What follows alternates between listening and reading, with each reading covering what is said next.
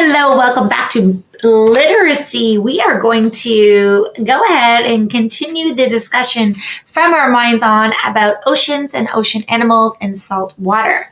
So going around the room, extending that, talking about how much salt water and doing that little experiment is amazing.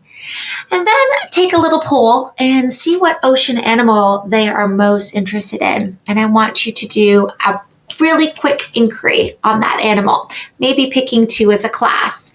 So if they decided that they love orca whales, if they decided that they love narwhals, if they decided that they want to learn more about octopus, take a little vote, Google up some videos, and then maybe ask them to draw their ocean animal and take note as a whole group class or a whole group learning and write some interesting facts about that animal, that ocean marine animal, and then maybe they can make it out of some art or recycled supplies that you have. So take this inquiry as tiny as you want or as big as you want, but for literacy today, we are going to focus on ocean animals.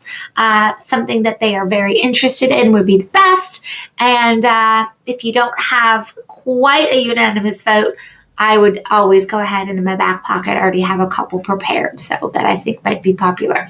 Narwhal is always a good one.